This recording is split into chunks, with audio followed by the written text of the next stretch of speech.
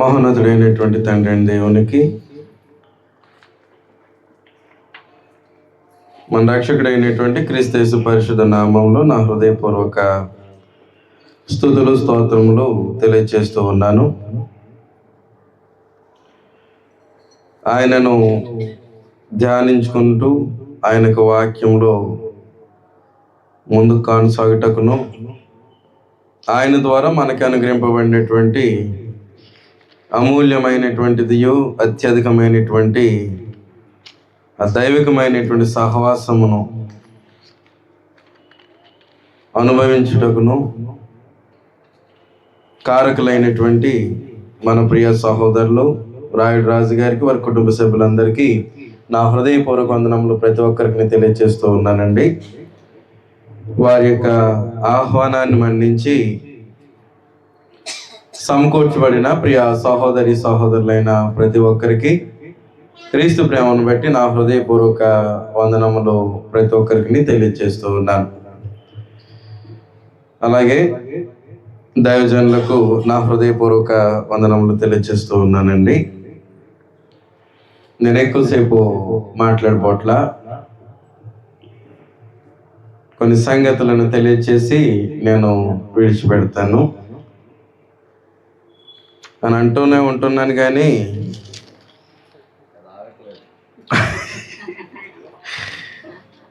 ప్రారంభమైన తర్వాత నేను కొంచెం టైం చూసుకోలేకపోతున్నాను. ఉన్నటువంటి పరిస్థితులను బట్టి, అది ముందుకెళ్ళేటువంటి విధానాన్ని బట్టి కొంత సమయము దాటుతూ ఉంది ఆయా సందర్భాల్లో. రైట్, ఏదేమైనప్పటికీ పరమందు ఉన్నటువంటి దేవుడు మనకి దయచేసిన ఈ సమయాన్ని మనము సద్వినియోగపరుచుకుందాము. ప్రాముఖ్యముగా ఈనాడు క్రైస్తవ జీవన విధానం అంతైను కూడా ఇంకా ఆల్రెడీ నిన్న తెలియచేసినటువంటి సమాచారాన్ని బట్టి ఆలోచన చేస్తే ప్రాముఖ్యమైనటువంటిది ఏంటంటేనో వాక్యము. అవునా కదండి? నిన్న కూడా అదే తేల్చాం. ప్రాముఖ్యమైనది ఏది? వాక్యం.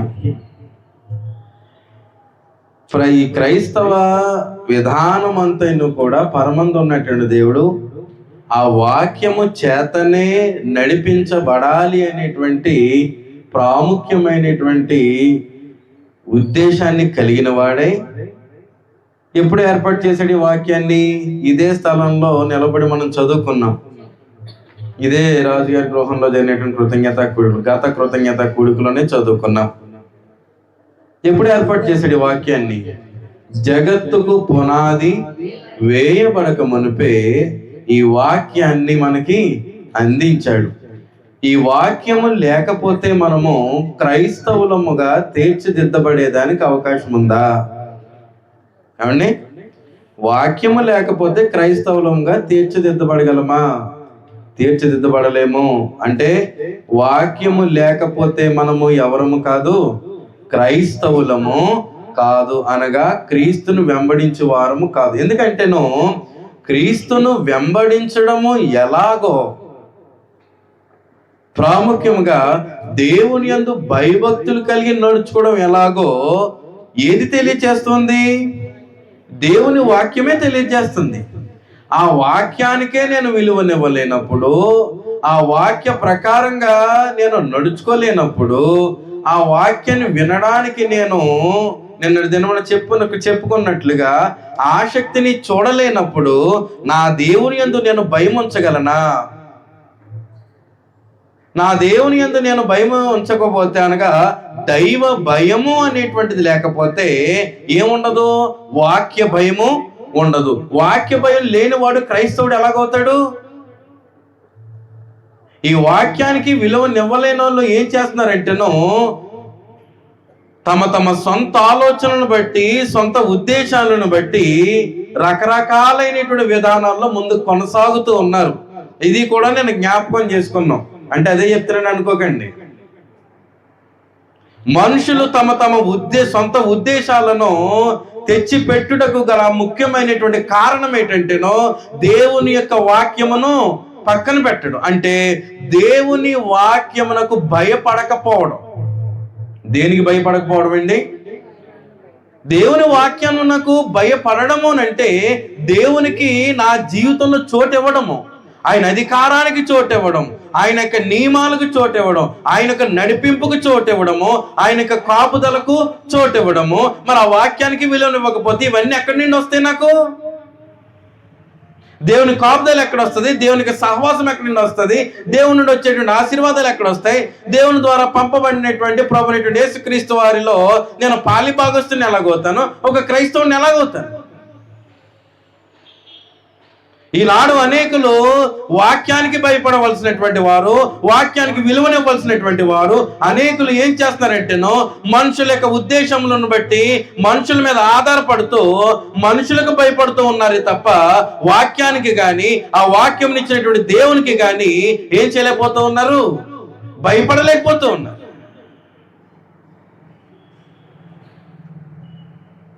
ఇందాక దైవజనులు 3 లేఖన భాగాలు చదివించారు, అవునా కదండి?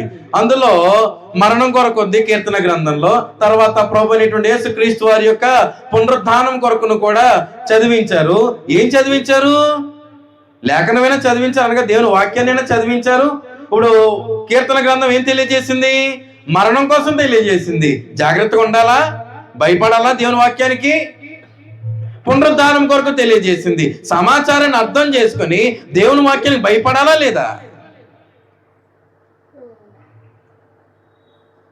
మరణం కోసం కూడా దేవుని వాక్యం సెలవిచ్చింది, పునరుద్ధానం కోసం సైతము దేవుని వాక్యం ఏం చేసింది?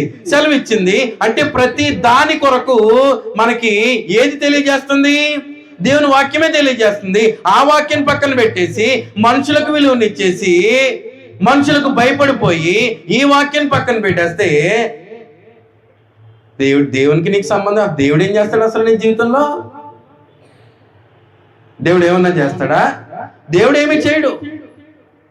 మనము భయపడవలసింది దేవునికైన వాక్యానికి, వ్యక్తులకు కాదు. ఎవరికి కాదండి? వ్యక్తులకు కాదు.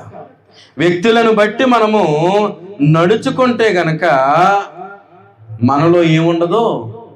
వాక్య భయము అనేటువంటిది ఉండదు. వాక్య భయము అనేటువంటిది లేదంటే దేవుని భయము ఉండదు. మనం క్రైస్తవులమా కనుక దేనికి విలువనివ్వమని చెప్పాడు? దేనికి విలువనివ్వమని చెప్పాడు? వాక్యానికి. ఏ భయం మనలో ఉండాలి? మనుషుల భయము మనలో ఉండాలా? వాక్య భయం మనలో ఉండాలా? ఇది వాక్యం అంటే ఎందుకు భయం ఉండాలి మనకి?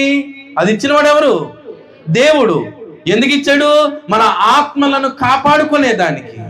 ఎందుకు? మన ఆత్మను పాడు చేసేటువంటి ఒక పనికిమాలినోడు, వాడి యొక్క సమూహము, వాడి యొక్క గుంపు మన కూడా తిరుగుతూ ఉంది కాబట్టి దేవుడు తన కుమారుడైనటువంటి యేసుక్రీస్తు ద్వారా ఏర్పరిచినటువంటి ఈ రక్షణ నియమాన్ని పాడు చేసేటువంటి సైన్యము, అపవాది సైన్యము మన కూడా తిరుగుతుంది కాబట్టి వానికి అక్కడ అవకాశం ఇచ్చేస్తానా? నా రక్షణ నియమము, నా ఆత్మీయ జీవితము దేవుని వాక్యాన్ని విలువ లేకుండా ఎక్కడ పోతుందా అని ఏం చేయమని చెప్పాడు అనమాట. వాక్య భయము మాత్రమే కలిగి ఉండండి తప్ప మనుషుల భయము కలిగి ఉండొద్దు అని చెప్పేసాడు. మనలో ఏ భయం ఉండాలండి? మాట్లాడండి. ఏ భయం ఉండాలి?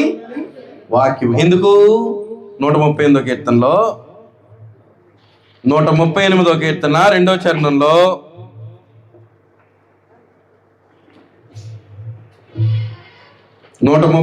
కీర్తన 2వ చరణము, నీ పరిశుద్ధాలయము తట్టు నేను నమస్కారము చేయుచున్నాను. నీ నామమంతటి కంటే నీవిచ్చిన వాక్యమును, ఆ వాక్యము మనకు తెలియకపోతే, వాక్యాన్ని నేను నేర్చుకోకపోతే దేవుని నామము మనకు తెలుస్తుందా? దేవుని యొక్క నామం యొక్క గొప్పతనం ఏంటో మనకు తెలుస్తుందా? అలా దేవుడు ఎవరో, దైవికమైనటువంటి విధానం ఏంటో మనకు తెలుస్తుందా? ఏమీ తెలీదు. ప్రాముఖ్యమైనది ఏది? నీవిచ్చిన వాక్యమును నువ్వేం చేసావు? గొప్ప చేసి ఉన్నావు. అంటే ఎలాంటి వాక్యాన్ని ఇచ్చాడు మనకి? గొప్పదైనటువంటి వాక్యం. మన చేతిలో ఉన్నటువంటి ఈ దేవుని యొక్క వాక్య గ్రంథము ఎలాంటిది అన్నమాట అండి? మాట్లాడండి. ఎలాంటిది? గొప్పది. అలాంటి గొప్ప వాక్యమును మనం ఎక్కడ ఉంచుకున్నాము? మన చేతుల్లో ఉంచుకున్నాము. మన దరికి చేర్చాడు పరమందు ఉన్నటువంటి దేవుడు. అంత గొప్పగానే ఆ వాక్యమును మనం చూస్తూ ఉన్నామా? ఆ వాక్యం యొక్క గొప్పతనమును ఎరిగినటువంటి వారమై అంత గొప్పగా వాక్యమును మనము చూస్తూ ఉన్నామా? ఎందుకు దానిని గొప్పగా చూడాలంటేనో ఈనాడు మనల్ని రక్షించేది ఏది? వాక్యమే. యాకోబు పత్రిక 1:21 యాకోబు పత్రిక 1 యాకోబు పత్రిక తీసారండి 1:21. అందుచేత సమస్త కల్మషమును విర్రవీగుచున్న దుష్టత్వమును మాని లోపల నాటబడి మీ ఆత్మలను రక్షించుటకు శక్తిగల వాక్యమును సాత్వికముతో. వాక్యం ఎలాంటిది? మన ఆత్మలను రక్షించుటకు శక్తి కలిగినటువంటిది వాక్యం. ఎంత గొప్పదన్నమాట అండి దేవునికి వాక్యము. చెప్పండి, దేవుని వాక్యం ఎంత గొప్పది? మన ఆత్మలను రక్షించుటకు శక్తి కలిగినంత గొప్పది దేవుని వాక్యం. అలాంటి వాక్యం ఏం చేయమన్నాడు? సాత్వికముతో అంగీకరించుడి. సాత్వికముతో మన ఆత్మలను రక్షించేటువంటి దేవుని యొక్క వాక్యమును అంగీకరిస్తే, దానికి మనము లోబడితే మనలో ఏముండదు? సమస్త కల్మషము, విర్రవీగుచున్న దుష్టత్వము మాంతమా అనుసరిస్తామా? మానతం. అంటే మనలో ఏ భయం ఉంటది? దేవుని భయము, వాక్య భయం మనలో ఉంటది. ఎందుకంటేనో ఆ వాక్యము గొప్పది. ఆ వాక్యం ఏంటన్నమాట అండి? గొప్పది. ఎందుకంటే నా వాక్యం ఇచ్చిన వాడు దేవుడు. ఎంత గొప్పది అది! మన ఆత్మలను రక్షించుటకు శక్తి కలిగినటువంటి వాక్యం అది. మనం తప్పక సాత్వికముతో అంగీకరించవలసినటువంటి వాక్యమును పరమందు ఉన్నటువంటి దేవుడు మనకు దయచేశాడు. కనుక మనము దేనికి మాత్రమే భయపడాలి? మనం దేనికి మాత్రమే భయపడాలండి? కేవలము దేవుని వాక్యానికి మాత్రమే భయపడాలి తప్ప దేనికి భయపడకూడదు? మనుషులకు కాదు, మనుషుల వలన ఏర్పాటు చేయబడినటువంటి విధి విధానాలకు కాదు, మనుషులకు అధికారం కాదు మనం భయపడవలసింది. మనుషులకు భయపడు వానిలో దేవ భయము ఉండదు, వాక్య భయము ఉండదు. రక్షించుటకు శక్తి కలిగినటువంటి వాక్యము. కనుక మనము దేన్ని బట్టి నడవాలండి? దేన్ని బట్టి నడవాలి? చెప్పండి, దేన్ని బట్టి నడవాలి? వాక్యము. కొరింథీయులకు రాసిన మొదటి పత్రిక 2:4 కొరింథీయులకు రాసిన మొదటి పత్రిక 2:4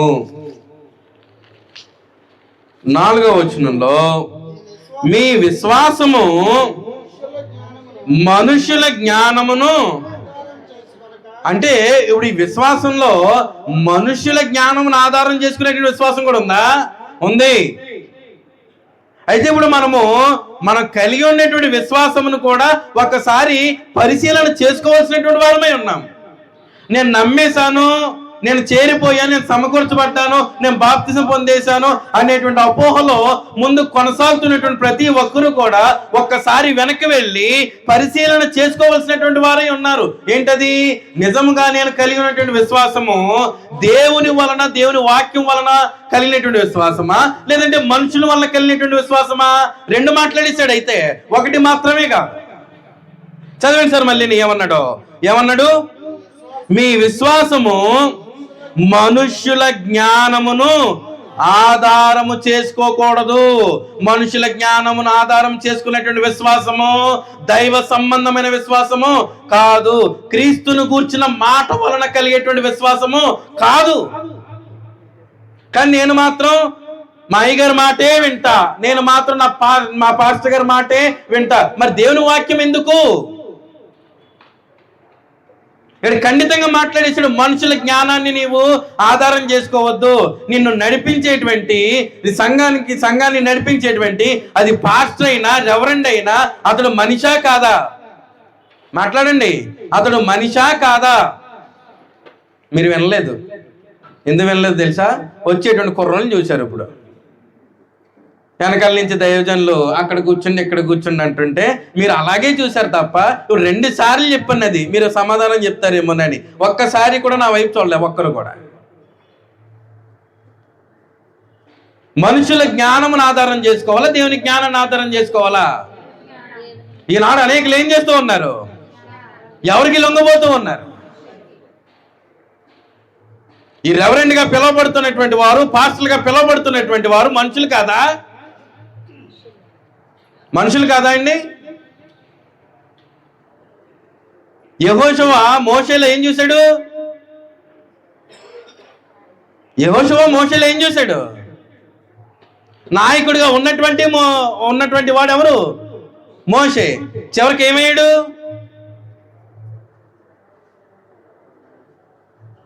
వాక్యాన్ని బట్టి నడుచుకునేదా, వ్యక్తులను బట్టి నడుచుకునేదా? అంటే ఇప్పుడు కరెక్ట్గా ఇంకా మోషేనే వెంబడిస్తే యెహోషువ, చివరికి మళ్ళీ యెహోషువ కూడా ఎవరికైతే పడుతుంది?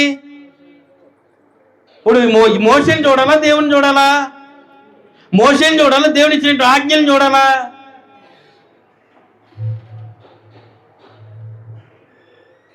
చాలా జాగ్రత్తగా ఆలోచించాలి దేవుని యొక్క వాక్య విషయంలో. నేను కలిగి ఉండేటువంటి విశ్వాసం ఏదైతే ఉన్నదో అది దేన్ని ఆధారం చేసుకోకూడదు? ప్రాముఖ్యంగా మనుషుల యొక్క జ్ఞానమును ఆధారము చేసుకొనక దేవుని శక్తిని. ఏది దేవుని శక్తి? వాక్యము, సువార్త. నా విశ్వాసం ఇప్పుడు దేనిని ఆధారం చేసుకునేటువంటి విశ్వాసమై ఉండాలి? దేవునికి వాక్యం అనబడినటువంటి దేవునికి శక్తిని ఆధారము చేసుకునేటువంటి విశ్వాసమే నాకు ఉండాలి తప్ప మనుషులను ఆధారం చేసుకునే విశ్వాసము మనుషులు కాదు మనం చూడవలసింది. మనుషులకు కాదు మనం విలువనివ్వాల్సింది దేవునికి సంఘంలో. ఎవరికి ఇవ్వాలి? దేవునికైన వాక్యానికి. మనం మాట్లాడినా, మీరు ఏమి చేసినానో, మాట చేత కానీ క్రియ చేత కానీ మీరు ఏమి చేసి నిన్న కూడా చదువుకున్నాము, మన ప్రభు అయినటువంటి యేసుక్రీస్తు పేరట తండ్రి దేవునికి కృతజ్ఞతాస్తులు చెల్లించేటువంటి విధానంలో ఉండాలి తప్ప మనుషులు మెచ్చేసుకునేలాగా, మనుషులు మభ్యపెట్టేలాగా ఉండకూడదు.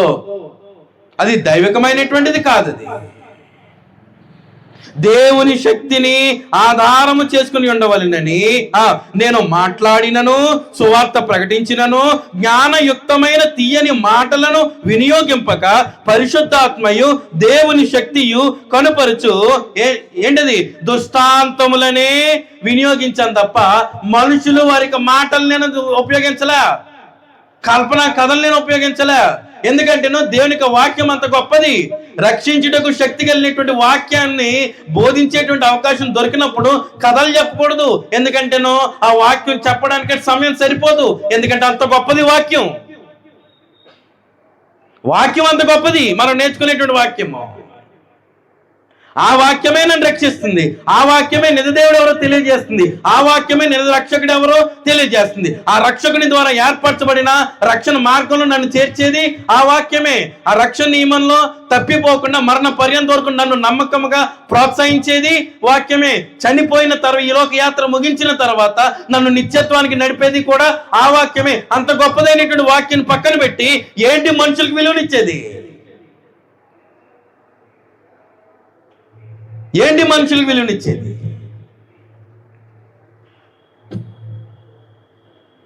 మనుషుల జ్ఞానాన్ని ఆధారం చేసుకోకూడదు. దేవుని యొక్క పనిలో మనుషుల యొక్క ఉద్దేశాలను, మనుషుల యొక్క విలువలను మనం తెచ్చిపెట్టకూడదు.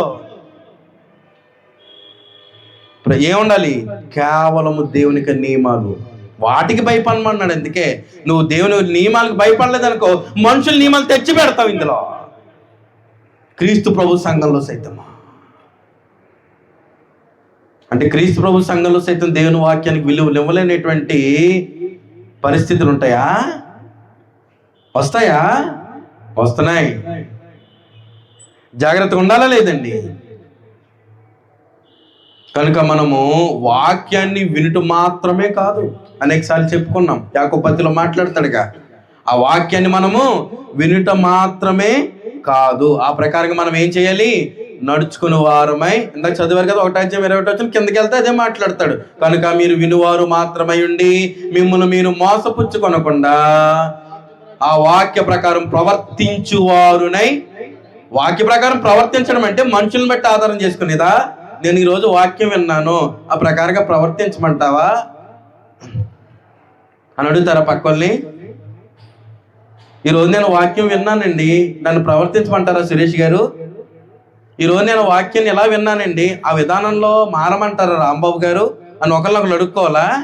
వాక్యాన్ని విన్న దాన్ని బట్టి మారిపోవాలా? ఎవరినో చూడొద్దు, దేన్నో చూడొద్దు, వాక్యాన్ని చూడు.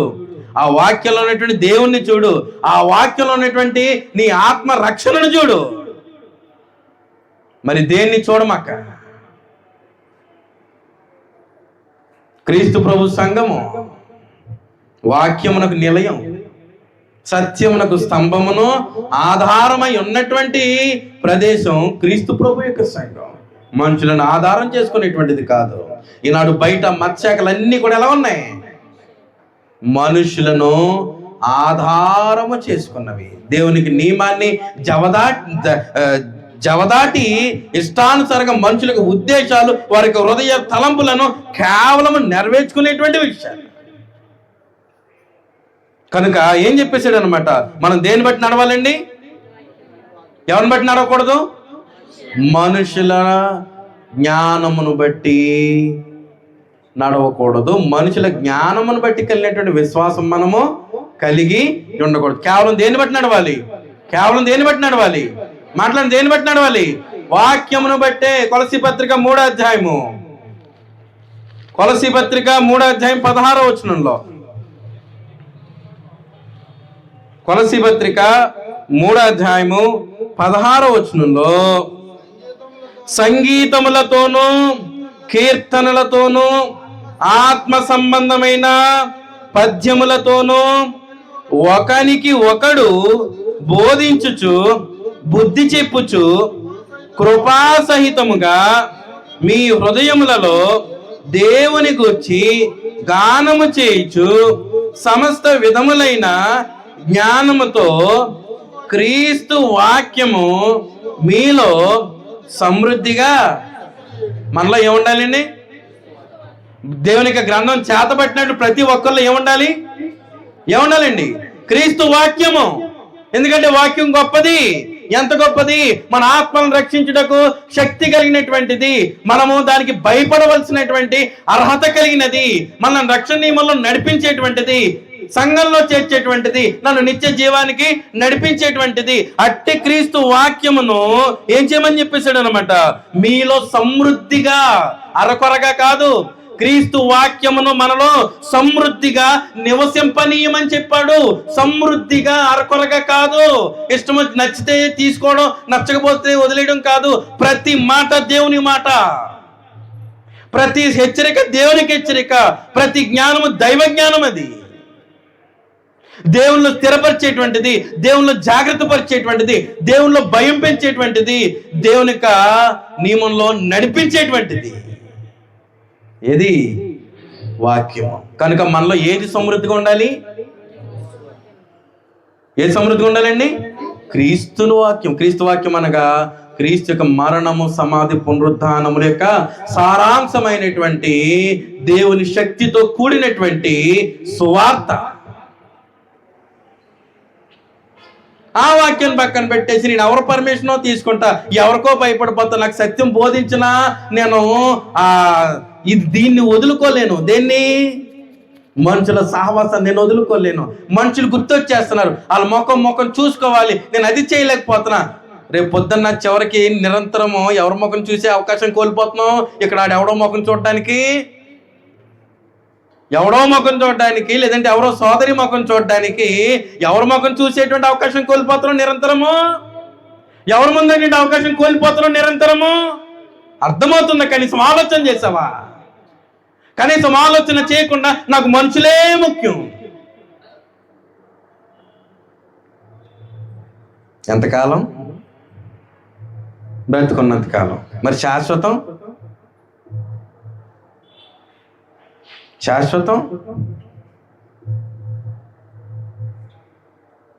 ఎవరితో ఉండాలి? ప్రభుతో ఉండేదా, లేదా నిరంతరం నరకంలో ఉండేదా? ఏంటి దేవుని వాక్యానికి మనం ఇస్తున్నటువంటి విలువ ఏంటి? దేవునికి వాక్యానికి మనం పడుతున్నటువంటి భయం ఏంటి? దేవుని యొక్క వాక్యమును వినడం ద్వారా, చదువుట ద్వారా మనం నడుచుకుంటున్నటువంటి నడవడిక ఏంటి? గ్రంథం తెలియజేసింది, క్రీస్తు వాక్యము మీలో సమృద్ధిగా నివసింపనీయమని చెప్పేశాడు. దేవుని వాక్యం కానీ క్రీస్తు వాక్యంలో మనం సమృద్ధిగా నివసించాలి అంటే మనము ఎందులో నిలిచి ఉండాలి? ఎందులో నిలిచి ఉండాలి? క్రీస్తులో అంటే క్రీస్తు సంఘంలో. క్రీస్తు సంఘంలో అంటే దాన్ని ఇంకోలా కూడా చెప్పొచ్చు. క్రీస్తు అంటే సంఘము, ఇంకా క్రీస్తు అంటే వాక్యము. ఆయనే జ్ఞానం. వాక్యం అనేటువంటి దేవుడు ప్రభు అనేటువంటి యేసుక్రీస్తు కాదా? క్రీస్తు వాక్యం కాదా?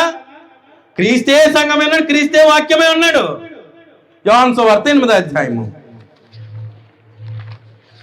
యోహాను సువార్త 8వ అధ్యాయము 31వ వచనంలో, కాబట్టి యేసు తనను నమ్మిన యూదులతో, అంటే అందరూ నమ్మలా, యూదులలో తిరస్కరించిన వారు, వ్యతిరేకించినటువంటి సొంత ప్రజలు ఉన్నారే, కానీ ప్రభు తన్ను తాను కనుపరుచుకొని బోధలు చేయడం ప్రారంభించిన తర్వాత, సూచక్రియలు, అద్భుతాలు, మహత్కార్యాలు అన్ని చేసిన తర్వాత యూదులలో కొంతమంది ఆయన ఏముంచారు? విశ్వాసం ఉంచారు. తనను నమ్మిన యూదులతో, మీరు నా వాక్యమందు, అది బాప్తిసం పొందినటువంటి ప్రతి ఒక్కరు మనం ఆలోచన చేసుకోవాలి. నేను క్రైస్తవుని చాలా మంది అయిపోతున్నారు, గ్రంథాలు పట్టుకుని బయట వారు వేరు వేరు నామాలతో సంఘాలు పెట్టుకున్నటువంటి వారు, నేను కూడా క్రైస్తవుని అనేటువంటి ముసుగులో ముందుకు కొనసాగిపోతున్నారే, వారు కూడా ఆలోచన చేసుకోవాలి. అది మనుషుల వలన వచ్చినటువంటి విశ్వాసమా? దేవుని వాక్యం వలన, దేవుని వలన వచ్చినటువంటి విశ్వాసమా? దేవుని వలన వచ్చినటువంటి విశ్వాసం అయితే నువ్వు దేనిలో నిలిచి ఉండాలి? వాక్యమందు నిలిచి ఉంటే, వాక్యమందు మాత్రమే నిలిచి ఉండాలి. దేని మీద నిలిచి ఉండవు? అప్పుడు మనుషుల మీద నిలిచి ఉండవు. ఎవరి మీద ఆధారపడవు? మనుషుల మీద ఆధారపడవు. ఎవరి మీద మాత్రమే ఆధారపడతావు? దేవుని మీద మాత్రమే ఆధారపడతావు. ఎందుకంటే ఆ వాక్యం నిన్ను దేవుని మీద మాత్రమే ఆధారపడేలా చేస్తుంది. ఎవరి మీద ఆధారపడనివ్వదు. ఎవరి మీద ఆధారపడనివ్వదు? మనుషుల మీద ఆధారపడనివ్వదు. మనుషుల మీద ఆధారపడ్డావా, నీ విశ్వాసం మనుష్య జ్ఞానంతో కూడిన విశ్వాసం అయిపోయే ప్రమాదం ఉంది. మార్చేస్తారు అలాగా. ఎందుకంటే మానవునికి నైజం తెలుసుగా, నేను పాడైపోవాలి, నాతో పాటు నాతో కలుసుకునేటువంటి, నాతో మాట్లాడే వాళ్ళు కూడా ఏమవ్వాలి? పాడైపోవాలి అనేటువంటి స్వభావం కలిగినటువంటి మానవుడు. అందులో రక్షణ విషయంలో కూడా నేను పొందినటువంటి రక్షణ, నేను కలిగి ఉన్నటువంటి విశ్వాసం నా దగ్గర ఉండే ఇంకెవరు కలిగి ఉండడానికి లేదు. ఇంకోళ్ళు ఎవరైనా కలిగి ఉన్నారంటే ఏదో పుల్ల పెడతా, అదే రకమైనటువంటి విశ్వాసం ఉంటాయి. అన్ని రకరకాల బోల్డ్ మాట్లాడుకోవాలంటే, కానీ దేని అందు నిలిచి ఉండమని చెప్తున్నాడు అనమాట. నా వాక్యమందు నిలిచిన వారైతే నిజముగా నాకు శిష్యులయ్యుండి. అంటే వాక్యమందు నిలిచి ఉండకపోతే నిజంగా నాకు ఏమై ఉండరు? నిజంగా నాకేం కాదు? శిష్యులు కాదు. ఎవరి శిష్యులు? ప్రభు శిష్యులం కాదు. వాక్యమందు నిలిచి ఉంటేనే మనం ఎవరి శిష్యులము? ప్రభు శిష్యులము. ఎవరికి దాసులము? ప్రభు దాసులము. ఎవరి పనిలో అర్హులము? ప్రభు పనిలో అర్హులము. అప్పుడు మనం ఆత్మీయులమా, శరీరులమా? ఆత్మీయులు. శరీరమును ధరించిన ఆత్మీయులు. ప్రభు కోరుకుంది అదేగా. ప్రభు నందు ఉన్నటువంటి వారు కలిగి ఉండవలసింది ఇదేనని కోరుకుంది తండ్రి దేవుడు అదేగా. నా వాక్యమందు నిలిచిన వారైతే నిజముగా నాకు శిష్యులు. వాక్యమందు నిలిచి ఉండకపోతే నిజమైన శిష్యులు కాదని కదా దాని అర్థము. ఇప్పుడు చెప్పండి, మనుషులను వెంబడిస్తున్నారా, దేవుని వాక్యాన్ని వెంబడిస్తున్నారా? మనుషులకు భయపడుతున్నారా, దేవుని వాక్యానికి భయపడుతున్నారా? దేనికి ఇస్తున్నారు విలువ? నిజమైనటువంటి ప్రభు శిష్యుడు అయితే ప్రభు ద్వారా ఇవ్వబడినటువంటి వాక్యమందు నిలిచి ఉంటావు. ఎందుకంటే అది గొప్పది. నువ్వు మనుషులకు విలువనిస్తూ నేను వాక్యాన్ని వింటున్నాను, వాక్యాన్ని అర్థం చేసుకుంటున్నాను, వాక్య ప్రకారంగా నడుచుకుంటున్నాను అంటే ఇక్కడ కంటికి కనబడేటువంటి మనుషుల చెవుల్లో కాలీఫ్లవర్లు పెట్టగలమేమో, కానీ దేవుని చెవులో నువ్వు పెట్టాలనుకోవడమే తప్పది. అంటే దేవుడు కూడా ఇలాగే ఉంటాడేమో అని అపోహల ముందు కొనసాగిపోతూ ఉంటారు అనేకులు. దేవుని చెవులు ఎలా పెడతారు? ఆయన పెట్టించుకోవడానికి సిద్ధంగా లేడు. నువ్వు పెట్టే ముందే చెయ్యి ఇరిచేస్తాడు. యెరొబోము పెట్టాలనుకున్నాడు, చెయ్యి ఎండిపోయింది. సొలొమోను అయిపోయాడు. బోల్డంత మంది ఉన్నారు అలాగా. ఆలోచన చేస్తే ఏది ప్రాముఖ్యం? అది పాత నిబంధనలు అయినా నా నియమాలను నా కట్టడలు అనుసరించాలి, దేవుని వాక్యం. క్రొత్త నిబంధనలో ప్రభు ద్వారా ఇవ్వబడినటువంటి రక్షణ సువార్త దేవునికి వాక్యం. అది దానికి లోబడాలి. దాంతో ఏం చేర్చకూడదు? మనుషులకి జ్ఞానాన్ని చేర్చకూడదు. అది స్వచ్ఛంగా ఉండాలి. వాక్యమందు నిలిచి ఉంటే మనం ప్రభు శిష్యులమై ఉంటాము. నాకు నిజమైన శిష్యులుగా ఉండి ఏం గ్రహిస్తారు? మీరు సత్యాన్ని గ్రహిస్తారు. అప్పుడు సత్యం మిమ్మల్ని ఏం చేస్తుంది? స్వతంత్రులనుగా చేయను. ఏ స్వతంత్రం అది? శరీర స్వతంత్రమా, ఆత్మ స్వతంత్రమా? ఏ స్వతంత్రం? ఆత్మ సంబంధమైన స్వతంత్రం. అంటే నిరంతరము ప్రభు సన్నిధిలో ప్రభుతో పాటు ఉండి దేవుని యొక్క నామ ధ్యానంలో ముందు కొనసాగేటువంటి సహవాసం, జీవితం. అది వాక్య జీవితం, అది వాక్యం చేసేటువంటిది. అలాంటి వాక్యాన్ని మనం తృణీకరించవచ్చా? మనం ఇందులో నిలిచి ఉండాలి. ఇందులో నిలిచి ఉండాలి, వాక్యంలో నిలిచి ఉండాలి. కనుక వాక్యంలో నిలిచి ఉంటే అప్పుడు మనలో ఏ భయం ఉంటుంది? ఆ వాక్య భయం అనగా దైవ భయం అనేటువంటిది ఉంటుంది. చూడండి, కీర్తన గ్రంథం 119,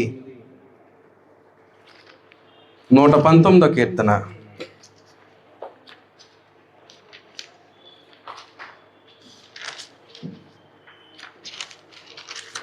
తీసారండి? 38వ చరణం చదవబోతాం. అన్ని చదవద్దు. 38. నీవిచ్చిన వాక్యం ఎవరిచ్చింది? ఉండండి సార్, ఇలా వచ్చింది, ఎదురుకు వచ్చింది, ఎదురు ఖాళీ ఉంది, ఇలా వచ్చింది. నీవిచ్చిన వాక్యం ఎవరిచ్చింది? దేవుడు ఇచ్చిన వాక్యము. అదిగోండి సార్ అక్కడ మూల, దేవుడు ఇచ్చిన వాక్యము. అవునా కదండి? నీవిచ్చిన వాక్యము. చదవండి. మనుషులలో నీ భయమును, అంటే వాక్యం చేత ఎవరి యందు భయము? అంటే వాక్యాన్ని విలువనివ్వకపోతే, మన వాక్యానికి కేకలు పీకుతుంటే, వాక్యాన్ని వక్రీకరిస్తుంటే, అదే వాక్యాన్ని పక్కన పెడుతుంటే దేవుని భయపడుతున్నాడు. దేవుని భయపడేవాడా? తెగించేశాడు దేవుని విషయంలో కూడా. దేవునికి భయపడవలసినటువంటి విషయంలో కూడా తెగించేసి ఏదైతే ఉంది బతుకున్న కాలంలో ఎలా పడితే అలా జీవించేయచ్చు, ఎలా పడితే అలాగా రాబట్టేసుకోవచ్చు, ఎలా పడితే అలాగా నడిపించేయచ్చు. తెగించేశాడు దేవుని యొక్క క్రమం విషయంలో. తెగించినవాడు ఏం చేస్తాడు? ఇష్టం వచ్చినట్టు చేసుకుంటా పోతాడు. చివరికి గతి ఏంటి? అది. కనుక ఆలోచన చేయండి. మనుషులలో నీ భయము పుట్టించుచున్నది ఏదది? నీవిచ్చిన వాక్యము. 120వ చరణం, 120వ చరణం.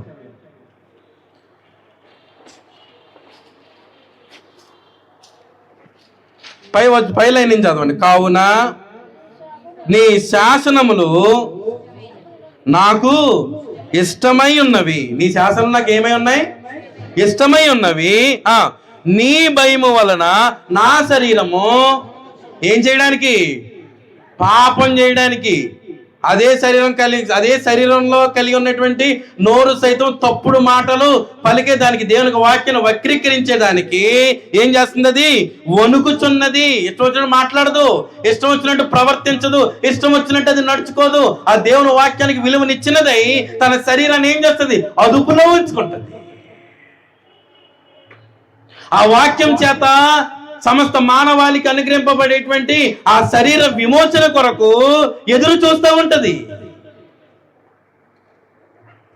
శరీర విమోచన ఏంటన్నమాట అండి? అది శరీర విమోచన. మన శరీరాన్ని విమోచించేదేది? వాక్యం. దేని నుండి? పాపము నుండి. ఇందాక చదువుకున్నామే, యాకోబు పత్రికలో చదువుకున్నాం కదా, 1:21. దాని ప్రకారంగా అన్నమాట. చాలా జాగ్రత్తగా ఆలోచన చేసుకోవాలి. ఎంతవరకు నా దేవునికి వాక్యానికి నేను భయపడగలుగుతూ ఉన్నాను, నా దేవునికి భయపడగలుగుతూ ఉన్నాను, ఆ వాక్య ప్రకారం ఆలోచన చేయగలుగుతున్నాను, ఆ వాక్య ప్రకారం నడవగలుగుతూ ఉన్నాను, ఆ దేవుని యొక్క వాక్యానికి నేను భయపడుతూ ఉన్నట్లయితే నా ఆలోచన విధానం ఎలా ఉంటుందో తెలుసా? నా మాట తీరు ఎలా ఉంటుందో తెలుసా? నా ప్రవర్తన తీరు ఎలా ఉంటుందో తెలుసా? బోటగా ఉండదో, నటన ఉండదో.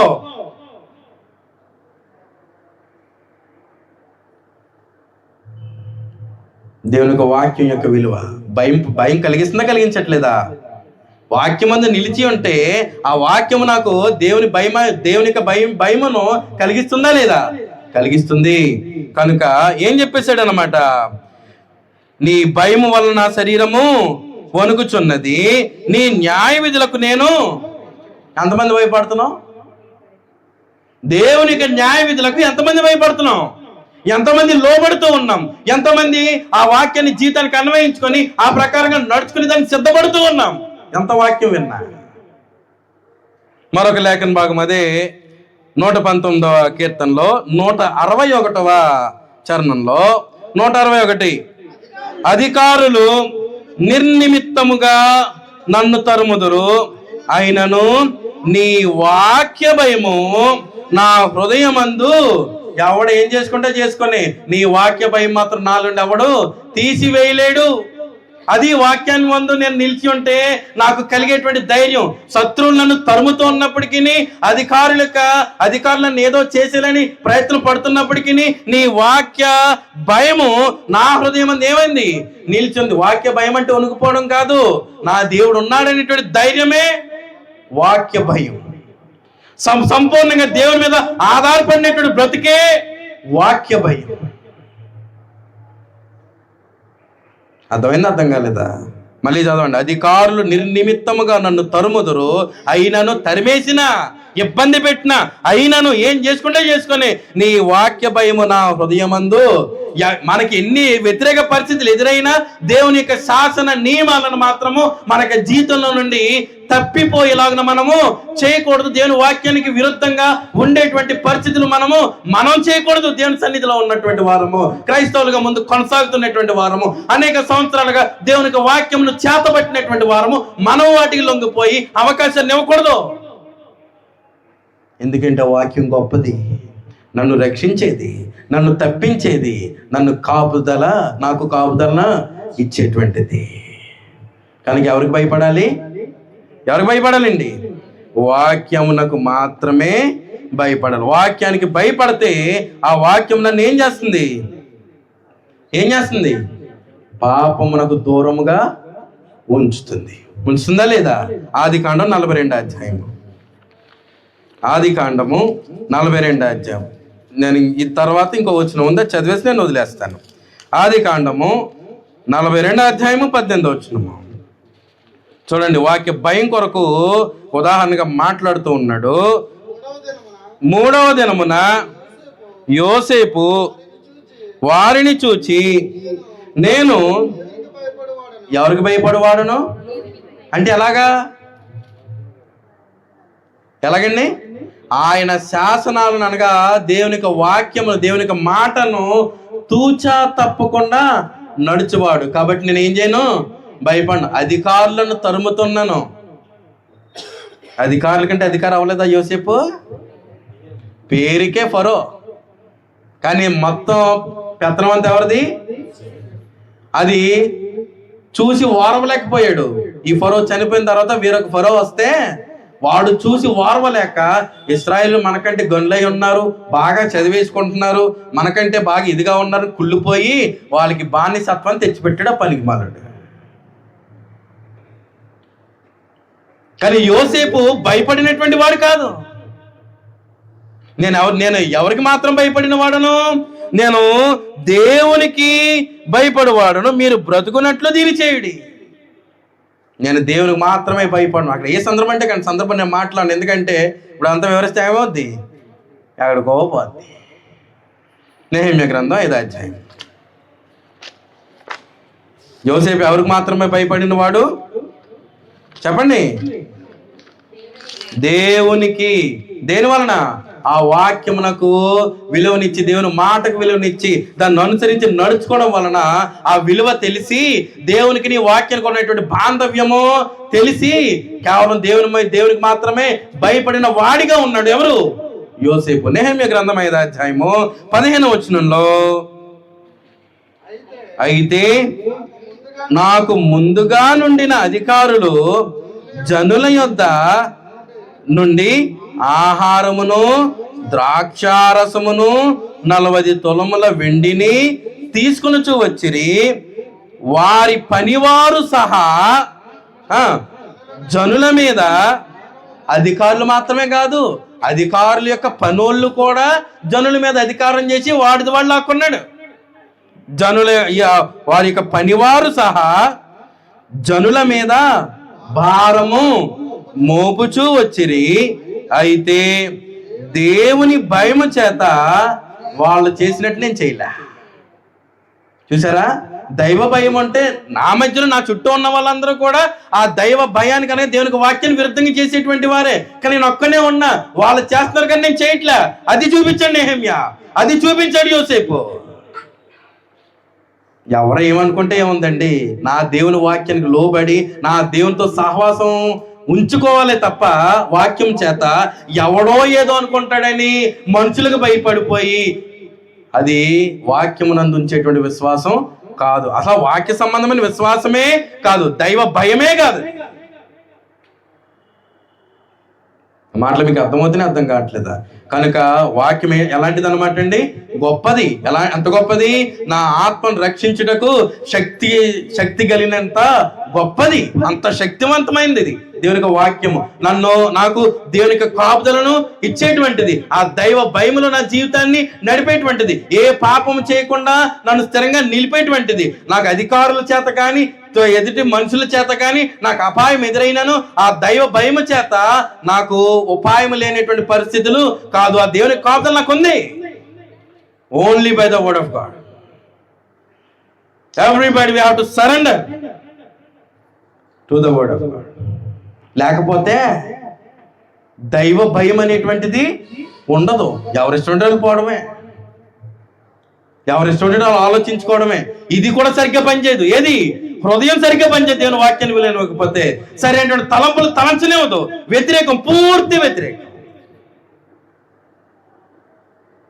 అర్థమైంది? అర్థం కాలేదండి. కనుక మనలో మనుషుల భయం ఉండాలా, దేవుని భయం ఉండాలా? చెప్పండి. మనలో మనుషుల భయం ఉండాలా, దేవుని భయం ఉండాలా? దేవుని భయం ఉండాలంటే దేని ద్వారా దేవుని భయము? వాక్యం ద్వారా. మనం దేనిలో నిలిచి ఉండాలి? వాక్యములో నిలిచి ఉండాలి. ఏ భయం మనలో ఉండాలి? వాక్య భయము మనలో. వాక్య భయం మనలో ఉంటే మనం ఎవరి విషయంలో భయం కలిగి ఉండగలము? దేవుని విషయంలో. మన రక్షణ విషయంలో భయం కలిగి ఉండగలము. మన నడవడిక విషయంలో భయం కలిగి ఉండగలము. కనుక ఎవరి మీద ఆధారపడకూడదు? మనుషుల మీద ఆధారపడకూడదు. అది తర్వాత చూద్దాం. ఈ వాక్యం మీద ఆధారపడే దాని కొరకు ఆలోచించండి. ఇంతవరకు వాక్యం ఎంతో గొప్పది, ఎంతో విలువైనది. ఆ వాక్యము ద్వారానే సంఘం చెప్తుంది ఏ సంఘం సత్యము. ఆ వాక్యం ద్వారా నువ్వు ఎవరి మీద ఆధారపడాలో చెప్తుంది. ఆ వాక్యం ద్వారా నిజమైన రక్షణ ఏదో చెప్తుంది. ఆ వాక్యం ద్వారా నిజమైన దేవుడు ఏదో చూపిస్తుంది. ఆ వాక్యం ద్వారా నిజమైన రక్షకుడు ఎవరో చూపిస్తుంది. ఆ వాక్యం ద్వారానే నువ్వు చనిపోయిన తర్వాత ఎక్కడికి వెళ్తావో తెలియజేస్తుంది. అంతకంటే ప్రాముఖ్యంగా అదే వాక్యము నువ్వు బ్రతికుండగానే ఎలాంటి మరణం పొందాలో చెప్తుంది. అదే వాక్యము నువ్వు పొందబోయేటువంటి పునరుద్ధానం కొరకును కూడా నిరీక్షణ ఉంచుతుంది, నిరీక్షణ కలిగి ఉండేలాగా చేస్తుంది. ఆ వాక్యం లేకపోతే నిరీక్షణ అనేటువంటిది లేదు. మరణ విషయంలో నిరీక్షణ ఉండదు, పునరుద్ధాన విషయంలో కూడా మనకి ఏముండదు, నిరీక్షణ అనేటువంటిది ఉండదు. నిత్యంగా వెళ్ళిపోయి ఏం చేస్తాం? చేర్చుకునేవాడు ఆవిడ. వెళ్ళిపోతాను అనుకుంటాను, అంతే. చేర్చుకోవద్దు. కనుక మన జీవితాలను సన్మార్గంలో నడిపిస్తూ మన ఆత్మలను సరిగ్గా నిలిపేటువంటి ఆ వాక్యాన్ని మనం ఏం చేద్దాం? భయపడదాం, దానికి లోబడదాం. ఆ వాక్య ప్రకారంగా మనకి జీవితాలను ఏం చేద్దామండి? నడిపించుకునేటువంటి ప్రయత్నం చేద్దాం.